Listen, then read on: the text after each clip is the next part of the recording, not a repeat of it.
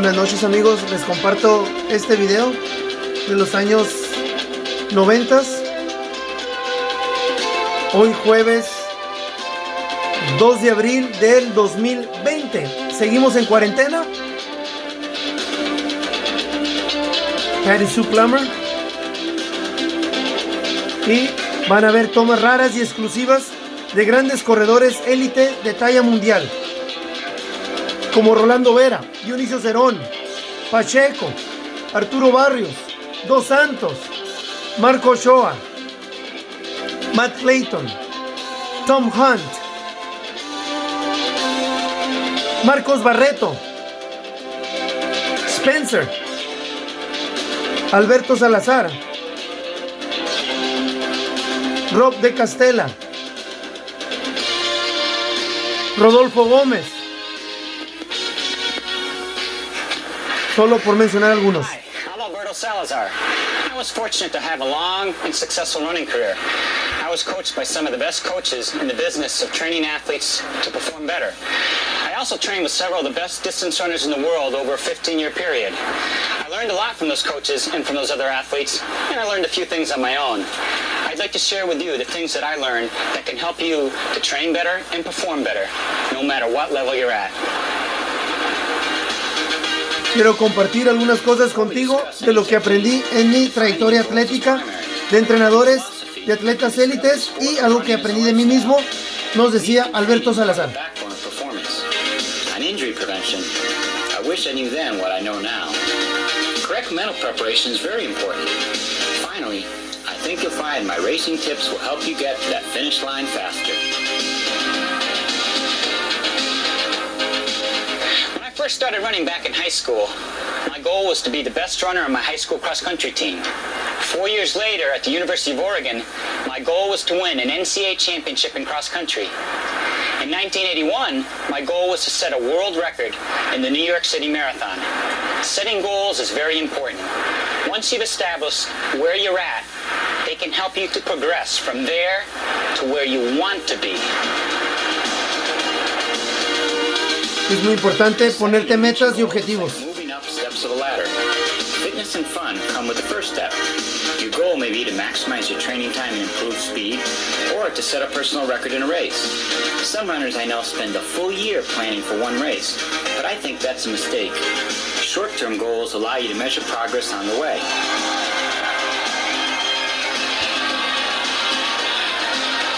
Except for a few dozen elite athletes going for prize money, and the well-trained seasoned runners which make up 20% of the field, the goal of the vast majority of the starters in the Honolulu Marathon, Maratón de Honolulu, and the New York Marathon, is to en la finish isla de an Hawái. admirable challenge for those with non-athletic backgrounds. Los famosos termos en los maratones para mantener la temperatura corporal Some runners del set the cuerpo. rainbow at the finish of the Peachtree 10K as the goal. La carrera de Peachtree en Atlanta, famosísima, esos 10 kilómetros. Bueno, vamos a ver a quién reconocemos de ahí. Stakes and commitment get a little higher if you're aiming to run in the lead pack at a race such as the Carlsbad 5000. Este es Carlsbad 5000. El Monje, 20 per mile pace. Ignacio Fragoso, presente. Barreto, Marcos Barreto, El Monje What's important is to establish your present level of y fitness and to make realistic short and long-term goals. vamos a poder ver varios corredores élite de aquellos tiempos. Ahí va Patty Sue Plummer, que llegó a dominar muchas carreras de ruta en los 90s. Some of these happy 3-hour, 20-minute New York City Marathon finishers Maratón de Nueva York, a year earlier struggled in with 4 and 5-hour marathon times. But time is only one measure of improved performance. y pues Alberto Salazar lo llegó a ganar varias veces. El Maratón de Nueva I York. care about my time in this race. My goal was to win. I was the marathon world record holder and the pressure was enormous. But I achieved my goal. Lynn Williams already had this Carlsbad 5000 win. But her goal was not only to win, but to set a world record. Carlsbad 5000. 15-19. Tiempazo en mujeres. Setting world records and setting personal records, getting to the finish line in one piece mentally and physically, require short and long-term goal setting. The rewards at the finish line of the Honolulu Marathon are both external and internal for the athlete who has made the commitment to smart, dedicated training.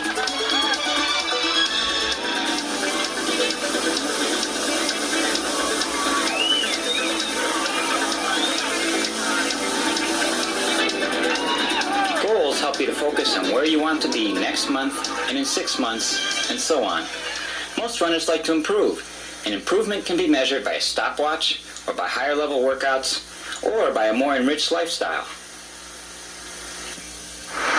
My last 2 years of high school, I trained with Bill Rogers, under the great coach of the Greater Boston Track Club, Bill Squires. Coach Squires instilled in me a philosophy of thinking not just about the next race or the next season, but rather 10 years down the road. We may train or peak for a certain race, but running is a lifetime sport. It's a sport for kids and for grandparents. It goes beyond any one race or any one season. In this section, I want to emphasize what I consider to be the most healthy approach to the sport. Running is a lifetime sport, and it can be undertaken successfully on any level, fast, slow, and in between. There is no more of an individual sport. How many times have you heard the story, a high school or a college athlete with great potential burns out after just a few seasons, or suffers a career-ending injury because of overtraining or incorrect training? In my opinion, to be successful, even at the highest level, there needs to be a significant amount of satisfaction derived from the sport. Running needs to be fun, and it needs to be approached as a lifestyle sport. That's not to say that discomfort and sacrifice aren't part of the picture, but simply, as Dr. George Sheehan says, we don't run one marathon, we run many. I think what he means by that is that running doesn't end with a world record or the finish line of a marathon. We want to keep healthy and run for the next day or the day after. We want to run for a lifetime.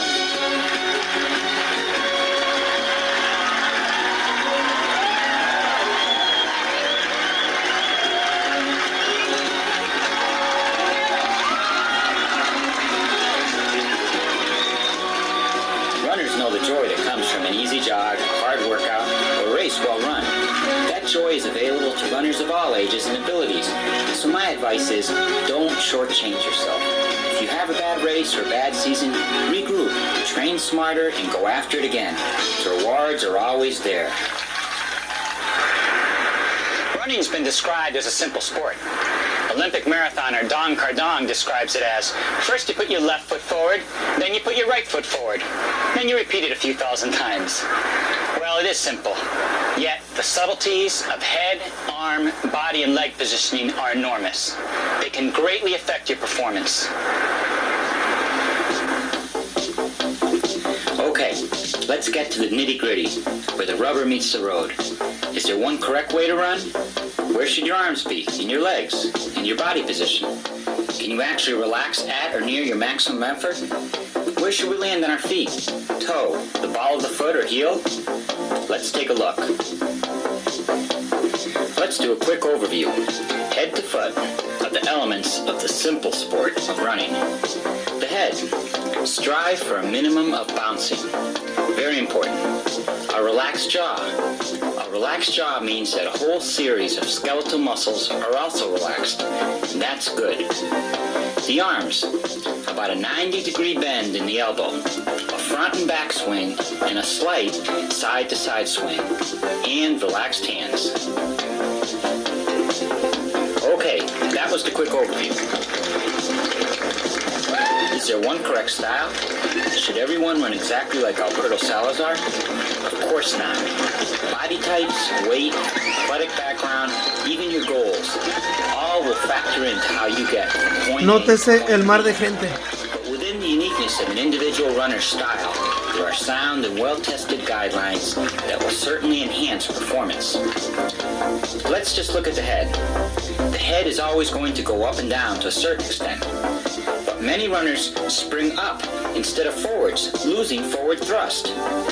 That's okay for high jumpers, but it's totally wasted energy for runners.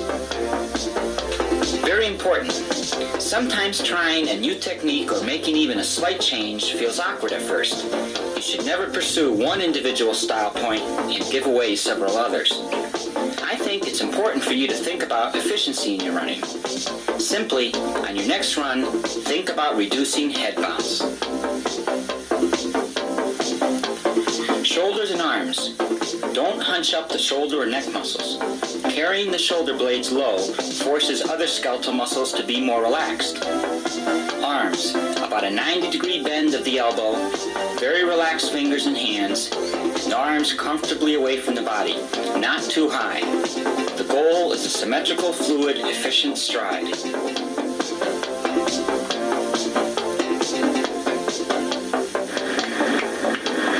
Let's look at some of the fast guys. Ahí está el monje Here in the Carlsbad 5000. Ignacio Fragoso, Doug Padilla, Mexico. Very little Hussein. relaxed shoulders and arms. Slight forward lean. Es la crema innata de aquellos tiempos.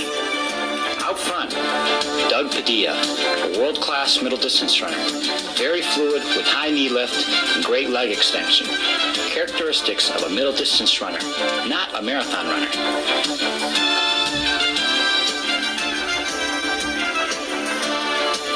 Coming up on the inside, marathoner Ibrahim Hussein of Kenya, a Boston and New York and Honolulu marathon runner. Long but choppy arm and leg movement with a moderately high knee lift.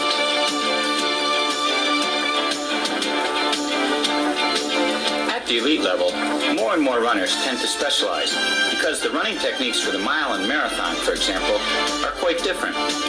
When you get to this level, you gravitate towards your strongest event. Let's get back to technique. What do I think about when I'm training with a group of guys? Basically, when I'm running with another group of guys, I don't even care what my time is. I don't look at the watch. All I concentrate on is my form and staying with the group. Eventually, the time will drop. What part of your form do you pay attention to? Basically, just trying to keep a forward lean with the whole body. Have the whole body at a forward angle. Almost as if I were to stop, I wouldn't be able to stand straight. I would be leaning forward and fall on my face.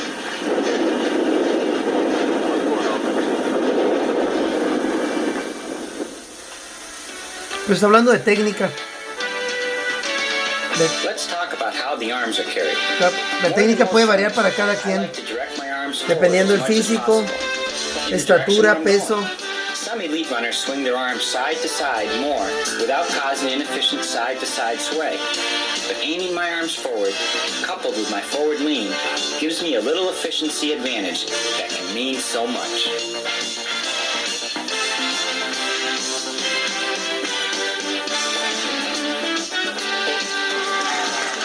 Let's look at a few fast guys who have radically different styles. That's Italian Salvatore Bettio on the left. Así es, Alberto Salazar y Ariston de Estados Unidos. La carrera de Falmouth. Bettio, a short, stocky muscle runner. Eystone, 6'3", long and lanky. As you would expect, Eystone's stride is much longer, but for his build, he's not overstriding. Let's look at the leg kick. Eystone has a much higher back kick, almost hitting his behind. Although he's an Olympic marathoner, he was an NCAA track champion and has retained some of that form, such as his trailing leg extends fully to give maximum thrust and a much higher back kick, such as we saw with Padilla earlier. Let's look at my stride. As I get up to speed and my turnover increases, my kick gets higher but never very high. I'm what might be called a traditional marathoner with a shuffling stride. You should concentrate on bringing your knee forward as far as it will naturally go, then dropping your foot straight down, not reaching out, trying to keep your hips above, not behind your foot plant, then extending completely off the back leg, naturally causing a higher heel kick.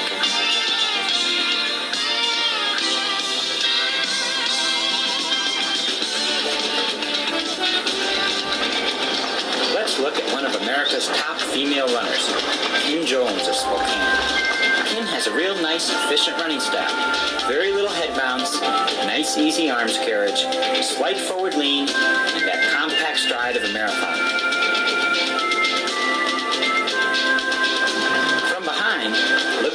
comfortable arm carriage just away from the body, and a little bit of an unorthodox foot strike for one of the world's best marathoners, in that she lands more towards the ball rather than the heel of her foot. More on foot plant later. When I go to races around the country, I see thousands of runners pinning on numbers. Some are well prepared and really care about their times, and some are just out for a workout. But all runners, including myself, can be helped by periodically thinking about technique. Have I got into a bad habit of bouncing or swaying side to side because of bad arm swing? Are my shoulder muscles relaxed? What happens when I lean forward a little and when I kick higher? Or extend my legs further? Think about technique. One of the reasons we run is because it clears the head and gives us a chance to smell the flowers.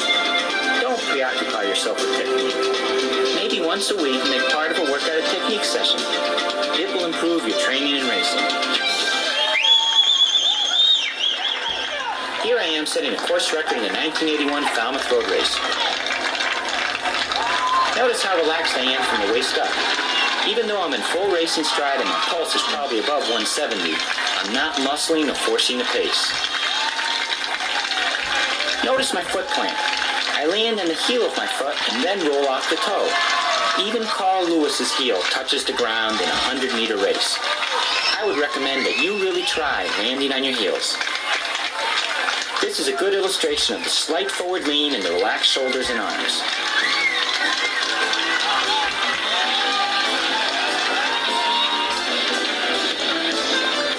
Let's look at some international caliber runners at the 17-mile mark of the Boston Marathon. There's two-time winner number 10 Jeff Smith, and next to him number 2 Steve Jones, sub 2:08 marathon. They're working hard, but well within themselves. Notice how they are from the waist up. The arms, neck, shoulder, and facial muscles are all relaxed.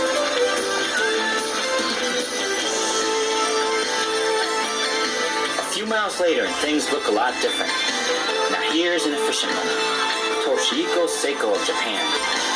A very relaxed and symmetrical stride. A very high turnover rate, as Seiko has short legs and he's going very fast. But the high turnover doesn't make everything come apart. This guy can run. Toshihiko Seiko de Japón ganaría esa vez Boston. LaRue Smith, a 5-time Olympian at distances from 1500 to the marathon. Let's look at her technique. Relaxed shoulders, a low natural arm swing that gives her a little more momentum with each stride, and a moderate knee lift and back leg extension. It's easy to see how Francie can be successful at a variety of distances.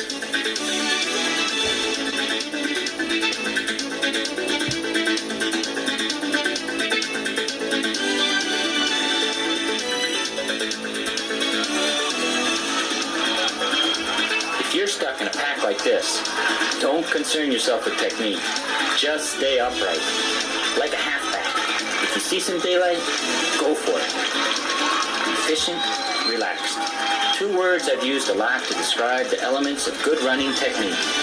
Let's look at a few other sports to see if there are parallels. Here, in the Nordic or cross-country nationals, this lead pack of women skates across the snow. Do you have to have the look of a classic runner to be successful? No way. Teresa Orndorff has run a 2:35 marathon and a sub-32-minute 10K, yet her style is hard to describe. But it works for her. The old expression, if it ain't broke, don't fix it, probably applies to runners as well. Another radically unconventional runner in the white long-sleeve shirt, Pat Peterson. A running coach might say that Pat bounces, weaves, overstrides, and has an overall awkward technique. I won't say that. Yet Pat's a 2:10 marathoner, so it works for him. But for 95% of runners, the things we talked about are valid, and even the tendency to try them will improve your performance. In the middle, Olympic steeplechase champion Julius Kariuki. A long bouncy stride, yet very relaxed from the waist up. Steve Scott, Julius Kariuki. Running his Carlsbad 5000 at slower than his normal mile pace, thus with less leg extension and knee lift. Remember that old song? The head bone's connected to the backbone's connected to the... If you can get it right at the top, it can work all the way to the ground. Next time you go out for a run, think about your overall body position. Are you upright or forward? Play with it a little bit. Try to run a half mile totally relaxed from the waist up. With proper technique, the stride length will take care of itself. A little time and technique can go a long way. The quest for optimum running performance can involve a variety of different training methods. Hills, intervals, long runs, cross training, cross country. Depending on your goals, all can be part of helping you achieve your optimum running performance.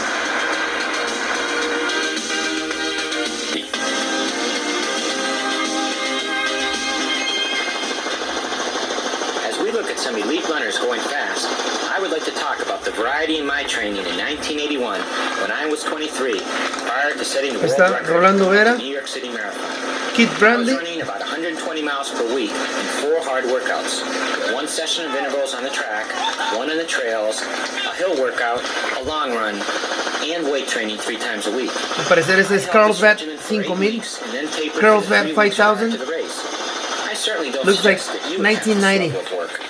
That's what it took me to run 4:54 per mile for 26 miles. 1990 Carlsbad. Now, more than 10 years later, I find that I need a little more time between hard workouts to recover. So I only run 2 to 3 hard workouts per week. Acá podemos ver a Marcos Barreto, High level of fitness. Steve Scott, Rubén Reina, Sometimes it's Omara. easy to warm up before you train a race. Warm up, which many people consider boring and painful.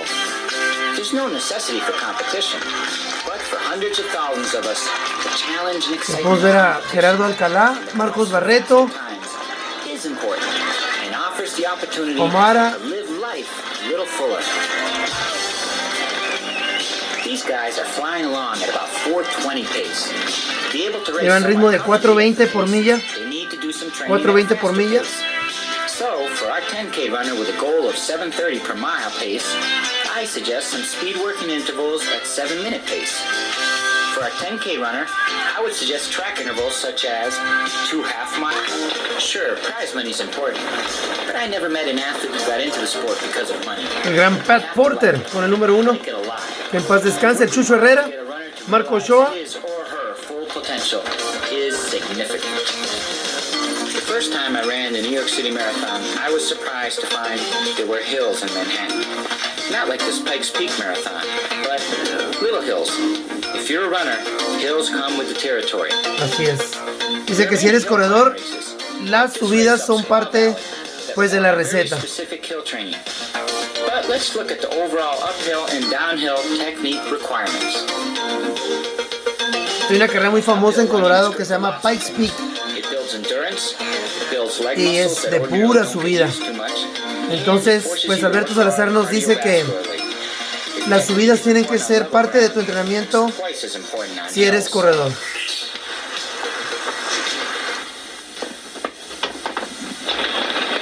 That's downtown Miami. Some of these guys came to Florida thinking they were in for a Florida, flight. Miami. But the little hills and the bridges Ahí separate podemos ver a Marcos Barreto de nuevo, Steve Jones, have to train on hills. Martín Pitayo, Ignacio Fragoso, mejor conocido como el monje. Ahí está Marcos Barreto. Marcus Barreto shows excellent uphill form, an exaggerated lean, and more pronounced backward and forward swinging of the arms, a slight shortening of the stride length, and a concerted effort to relax rather than try to overpower the hill. I recommend getting up further on the toes and shortening your stride length.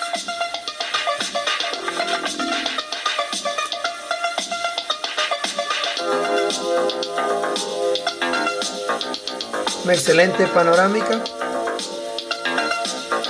en Miami. Here's the Doomsday Hill and the Bloomsday Run in Spokane. Bloomsday, There's Rolando Spokane. Vera on the left, leaning into the hill and pumping Rolando the Vera arms. contra Still, notice the relaxed upper body. Ed Eyestone simply Ed leans and Eyestone. is careful not to overstride. Both runners are looking down, which I recommend, along with shortening the stride. One of the most important things I learned about hill running is not to try to run harder on the hills, because the increased effort doesn't reward you as much as an equivalent increased effort would reward you on the flats. Another way to put that is, a lot of races are not won on the hills, but lost on the hills.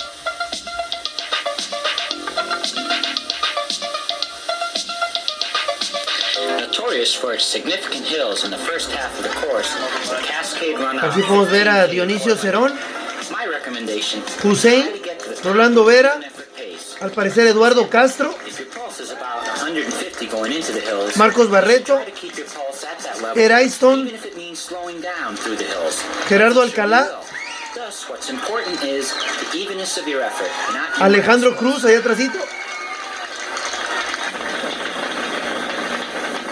Whatever goes up must come down. John Sinclair, Just the opposite of going uphill. When you go downhill, you must increase John your pace Sinclair a la to punta. maintain an even effort as measured by a steady pulse, which is the most reliable measure of effort that runners have. There's John Sinclair ahí va on the right, showing Dionisio great Cerón, también va ahí. Without overstriding, he's letting gravity do most of the work, going very fast, yet under control. The key is that same slight forward lean that I recommend for running on the flats. Surprisingly, running downhill takes practice to learn how to take advantage of gravity without getting out of control.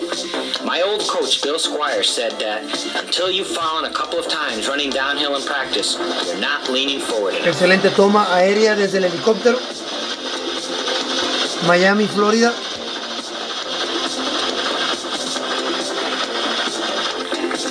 Earlier, we talked about fartlek, or speed play. Está Pitayo, Rob de Castella, Rolando Vera, With a series of ups and downs. el número 3, a ver si alguien me puede ayudar a ubicarlo. Flint, Michigan. Spence, You never quite get a chance to Steve recover Spence, before the next hill.